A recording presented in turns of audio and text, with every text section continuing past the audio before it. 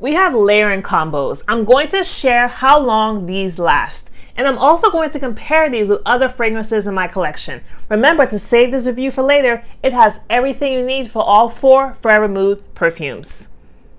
First of all, do you see the packaging? This is heavy and high-end. The design was created with intention. The people who get it, we get it. You Remind Me is a fruity, musky, fresh floral. At the first spray, I detect white lemons with apricot and a little bit of orange floral. After about an hour, you get a musky, powdery note in the background. You Remind Me, it is a linear scent. It stays the same throughout. This is the softest, most blind buy safe perfume in this collection. When I first sprayed You Remind Me in store, I couldn't smell anything. I was afraid because I know for sure that there are certain perfumes that I just can't smell, such as Juliet Has a Goon or Fleur Missing Person. Luckily, as soon as I left the store, I could smell it. But realistically speaking, this is a clean, musky fragrance with a little bit of fruitiness in the apricot. And there's not much projection, so it's perfect for work. You Remind Me lasted me about 5 hours, then lingered on as a skin scent for 12 hours, surprisingly. I wasn't expecting this perfume to last long anyway, so I'm happy to carry it with me to reapply. You Remind Me is my favorite in this collection. I rate it a 7.5 out of 10.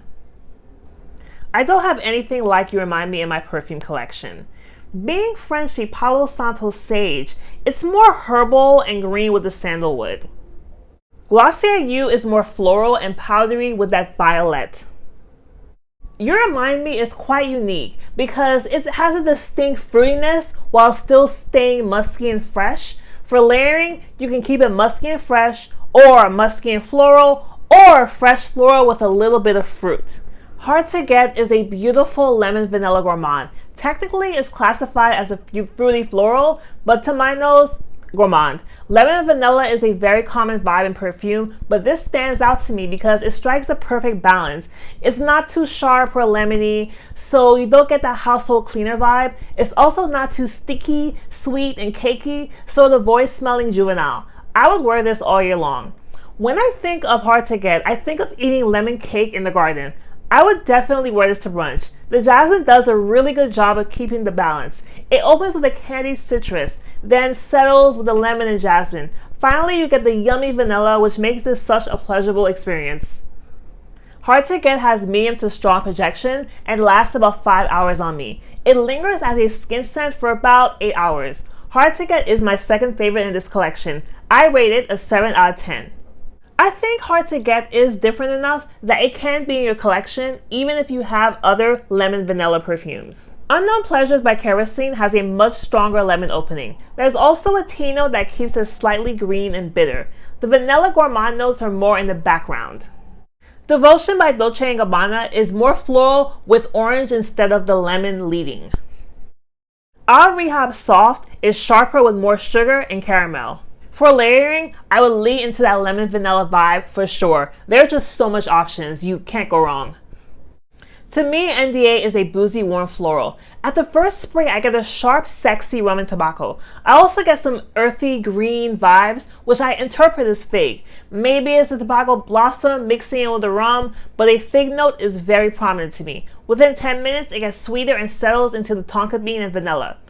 NDA is such a perfect name, by the way. This is a sexy date night perfume. It leans unisex, so it would also smell fantastic on a man. I want to add that perfume is universal for all genders, but I have to admit that the description of masculine versus feminine perfumes helps me a lot. I think it's okay to describe perfume as being masculine versus feminine, but we should still be inclusive and understand that smelling good has no gender. Anyway, NDA is an example of why it's important to wear perfume for a few hours before judging. At first, I thought this would be my favorite, and yes, it smells good, but unfortunately, the performance doesn't cut it. NDA lasts less than 3 hours on me. It lost most of its projection within 30 minutes and only stuck around as a skin scent for about 2 hours, so yes, I am disappointed. But hey, at least it's safe for work, and hopefully it macerates stronger in a few months. NDA is third place for me. I rate it a 6 out of 10. NDA is distinctive enough to stand on its own, but it made me think of 2 perfumes in my collection. It shares a similar spicy tobacco opening compared to Replica by Jazz Club, but NDA has much less alcohol and rum, so it leans more feminine to me. The Tobacco and Fig in Zara Jo Malone Balade de Figuier is more earthy, watery, and floral. They're not really similar, but I think if you like one, you'll like the other. To layer, I of course wanted to lean into that boozy vibes and the fig. I think Vanilla Violet vibes will also do great with NDA.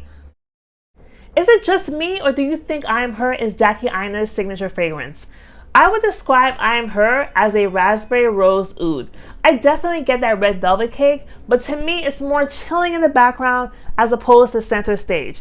But don't worry, this is not a typical oud fragrance. The oud is subtle and well blended enough that I think it's worth trying, even if you hate oud. I Am Her is a gourmand. The raspberry in I Am Her is strong. It's not listed, but I do get rose. I just get a little bit of that. There's cake in the background, but I detect more red velvet than cake, if that makes sense. I don't detect pear at all. I Am Her lasts about 4 hours on me. The silage is medium, but it stuck to my clothes for 2 whole days. This was my least favorite in this collection, mostly because the red velvet cake note reminds me of an alcohol-fueled incident in my 20s that shall remain unspoken. I actually would wear I Am Her depending on the occasion. I rate I Am Her a 5.5 out of 10. Compared to other perfumes in my collection, I have nothing like this.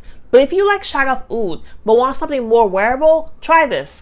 I Am Her tones the oud way down and adds raspberry. Zara Mystical Meadow is also a raspberry perfume, but it has leather instead of oud and is much more sweeter and floral. Zara Perpetual Oud is heavy on the rose and oud, but removes the gourmand entirely. They're not the same. I don't even know why I have this up. For layering, I would lean in on the raspberry, rose, and gourmand notes. There's a lot you can do with this fragrance, especially if you want to tone down the oud.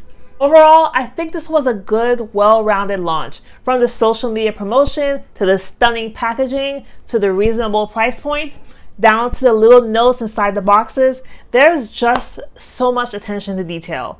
I'm happy that I have all full sizes.